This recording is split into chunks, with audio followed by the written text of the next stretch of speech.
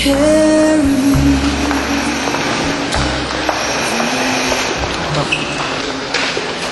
afraid both patients suffer severe head trauma. Kaya medyo malaki ang damage sa kanilang cerebral cortex. As of now, both are in coma. Dok, gano'ng katagal po? Hindi ko masasabi kung kailan. Well, let's just hope and pray that they would snap out of it soon so that we can proceed with the craniectomy para tuloy-tuloy na ang kanilang recovery. Pero Doc, di ba wala naman masamang mangyayari sa kanila? Ibig sabihin, no, parang wala namang possibility na hindi na sila magigising. As I've said, hindi ko masasabi. I'm sorry. Siya nga pala, kulang kami ng room sa ICU. If it's okay with you, magkaibigan na naman kayo. Pwede bang magsama na muna yung mga asawa niyo sa isang room? At pag nagkaroon ng bakante, you can have your separate rooms.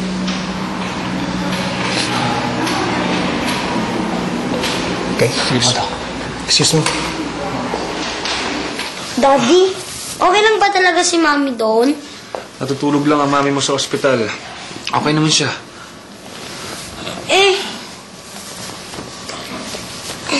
Sino po nagbabantay sa kanya? Ba't niyo po siya iniwan? Nandun ang tita Ria mo. Si Tita Ria? Na-accident na din kasi ang tito Aris mo. Magkasama sila ng mami mo sa kotse. Nasa po yung kotse ni Mami? Ba't po sila magkasama? Dahil magkaibigan sila. Siguro, tinamad yung mami mo mag-drive. Tapos nagkita sila, kaya nakasabay yung mami mo. Kamusta naman po si Tito Aris? Katulad din ni mami, natutulog sa ospital. Pero okay naman sila. Kaya lang sabi ng doktor, medyo matagalan pa yung pagising nila eh. Harvey, doon ka muna sa lola at lola mo ha.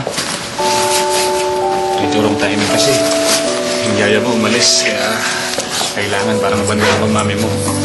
Okay lang yan, Daddy. Basta, dalawin muna natin si Mami. Sige, nadaan tayo ngayon doon. Tara, tara.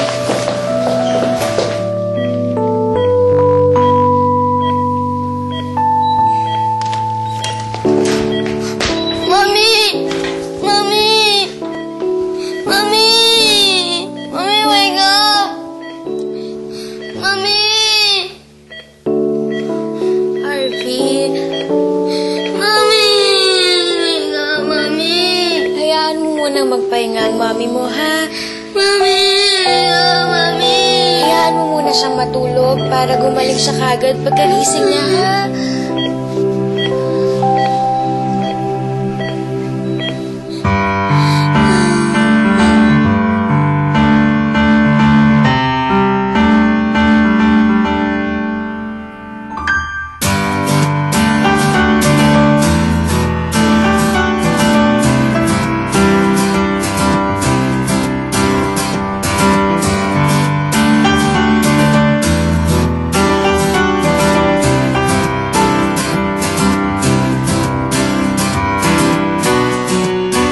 Sarap ba?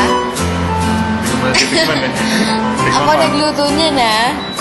Ako nagluto niyan. Okay ba? Pwede na. Ay, Doc. Dok, kain po. Sige. Kamusta nga po pala yung lab test? Yeah, your spouses are both fine. Okay naman ang results ng lab test nila. Alam mo, nag-aalala pa ako sa inyo eh. Mukhang hindi yata kayo maalis ng hospital. Baka kayo naman na magkasakit niyan. Intindihin niyo na yung mga sarili ninyo. Umuwi muna kayo. Huwag kayong mag-alala. The hospital is adequately staffed with competent nurses and doctors. Hindi mapapabayaan yung mga asawa niyo dito. Ano, umuwi muna kayo. Balik na kayo bukas. Ha? Sige, iwanan ko muna kayo. Umuwi na kayo muna kayo. Ay! Sarap ng pakiramdam ng sariwa yung hangin yung nalalangkap mo, ano? Nakakamiss. Grabe naman, ang tagal natin nakulong sa ospital. Oo. Tama rin naman talaga yung sinabi sa atin ng doktor. Hindi naman pwedeng doon natin pinapaikot yung mundo natin sa ospital. Magagalit sa atin si Aris at Zilly kapag nalaman nilang nagkukulong lang tayo doon, ano? Lalo ka na. Yep. love to miss Dr. Harvey, Miguel. Oo nga, namimiss ko na yung bata eh. Medyo matagal na rin siya nandun sa lola niya. Kaya nga baka hindi ko siya mamaya eh. Alam mo, pwede naman tayong magpalitan sa pagbabantay sa ospital eh. Parang meron tayong shifting. Shifting? Oo. Diba? Meron kang trabaho ng 8 a.m. to 5 p.m. So, pwedeng sa umaga, ako yung nagbabantay. Mga 5, diba? Tapos, kung walang titingin kay Harvey sa bahay nyo, di ako muna magbabantay sa anak mo. Yung katulong, diba? Hindi pa rin bumabalik hanggang ngayon. Oh, hindi pa eh. Kaya nga, naghahanap ako ng kapalit pero wala, hindi ko masikaso. Alam mo kung yun yung pinoproblema mo, Miguel, don't worry. I can take care of Harvey. Makakaya naman sa'yo. Uy, Miguel, ano ka ba? Okay lang yun sa akin.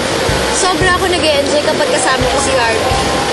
Tsaka, huwag ka na lang magpapagabi ng uwi para naman maabutan ng isang anak ko, di ba? Kaya ganito na lang. Mag-hire ako ng private nurse na magbabantay from 10 p.m. to 10 a.m. At dahil mapilit ka na ikaw magbabantay kay Harvey, pipilit ko rin na ako magbabayad ng private nurse. Diba? Para fair. Ako doon. Sige, pero sa isang kondisyon. Siyempre naman, malungkot ko yung kumain mag-isa kapag lunch sa ospital. So kapag ka may oras ka, tihito ko na mag-lunch, samahan mo ko para naman yung makausap ako. Yun lang pala eh. Sige. Promise yan, ha? Oo. Deal natin yan. Deal. Okay, deal. Wala. Ay, Ria, sorry late ako 10 minutes. Ano ka ba? Okay lang yun, ano? Si Harvey ba nasa inyo na? Wala pa eh. Pero susunduin ko mamaya sa biyanan ko. Miss ko na rin yung batang yun eh. Paano? Diretso ka na uwi? Sana, wala pa naman dun si Harvey so baka magpa-derma muna ako. Tagal kong hindi napapa-facial. Di mo naman kailangan nun. Nako! O siya, mauna na ako ha. Bye, babe. Bye-bye. Bye-bye.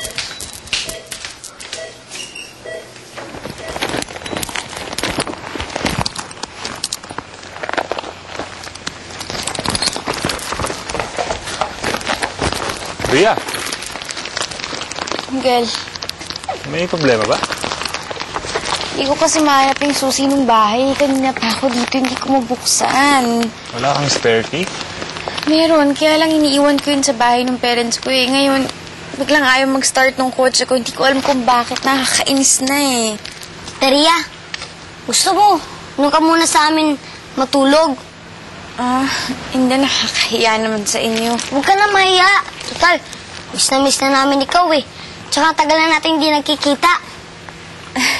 Harvey, wala rin akong damit. Hindi rin pwede. Akong bahala. Walang problema yun. Papasukin ko yung bahay niyo tapos susungkitin ko na lang yung mga damit sa sampayan. Oo nga naman. Mukhang pagod na pagod ka na rin eh. Pahinga ka na. Bukas na natin ayusin to. Tara na po.